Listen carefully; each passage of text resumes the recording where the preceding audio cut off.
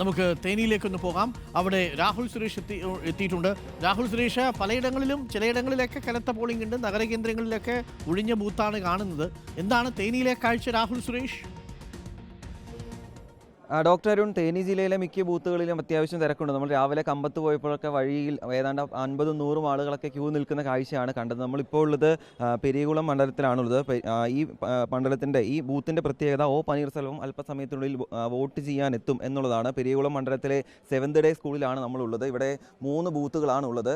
ഇവിടുത്തെ അല്പസമയത്തിനുള്ളിൽ ഒ പനീർസെൽവം ഇവിടെ എത്തി വോട്ട് രേഖപ്പെടുത്തും. അദ്ദേഹത്തെ സംബന്ധിച്ചിടത്തോളം അദ്ദേഹത്തിൻ്റെ രാഷ്ട്രീയ ഭാവി നിർണ്ണയിക്കുന്ന ഒരു തെരഞ്ഞെടുപ്പ് കൂടിയാണ് ഇത്തവണ. കാരണം ADMK വിട്ട ശേഷം ഇപ്പോൾ DMK-യിലാണ് അദ്ദേഹം ഉള്ളത്. DMK പാർട്ടിയുടെ സ്ഥാനാർത്ഥിയായി നിന്നുകൊണ്ട് അദ്ദേഹം ബോഡി നായ്ക്കന്നൂർ മണ്ഡലത്തിൽ നിന്നും അദ്ദേഹം മത്സരിക്കുന്നുണ്ട്. അപ്പോൾ ഇത്തവണ അദ്ദേഹത്തിൻ്റെ രാഷ്ട്രീയ ഭാവി നിയന്ത്രിക്കുന്ന ഒരു തെരഞ്ഞെടുപ്പ് കൂടിയാണ്. എന്തായാലും രാവിലെ 10 മണി വരെ അത്യാവശ്യം തിരക്കുണ്ടാകും എന്നുള്ളതാണ് വിലയിരുത്തൽ. കാരണം ഉച്ചയോടുകൂടി നല്ല വെയിലാണ്. അതുകൂടാതെ ഈ തോട്ടം മേഖലയിലൊക്കെ ജോലി ചെയ്യുന്ന ആളുകൾ രാവിലെ 10 മണി വരെ വന്ന് വോട്ട് രേഖപ്പെടുത്തിയ ശേഷം പോകുകയും ചെയ്യും. നമുക്ക് ഒരു ദൃശ്യങ്ങളിലേക്ക് കാണാം. അത്യാവശ്യം ഒരു പ്രായമുള്ള ഒരു അമ്മച്ചിയാണ് വോട്ട് ചെയ്ത് ഇറങ്ങാൻ പോകുന്നത്. അല്പസമയം മുമ്പ് അവർ വോട്ട് ചെയ്യാൻ വന്നപ്പോൾ ID കാർഡ് ഉണ്ടായിരുന്നില്ല. അതുകൊണ്ട് അവർ തിരികെ പോകേണ്ടി വന്നു. ഇപ്പോൾ വീട്ടിൽ പോയി ID കാർഡ് എടുത്ത ശേഷം തിരികെ വോട്ട് ചെയ്യാൻ എത്തിയ ഒരു കാഴ്ചയാണ്. വീൽ ചെയറിൻ്റെ സഹായത്തോടെ നടക്കാൻ ബുദ്ധിമുട്ടുണ്ടാവുകൊണ്ട് വീൽ ചെയറിൻ്റെ സഹായത്തോടെ ആളുകൾ വോട്ട് രേഖപ്പെടുത്തിയ ശേഷം അമ്മയെ പുറത്തേക്ക് ഇറക്കുന്ന ഒരു ദൃശ്യങ്ങൾ കൂടിയാണ് നമ്മൾ കാണുന്നത്.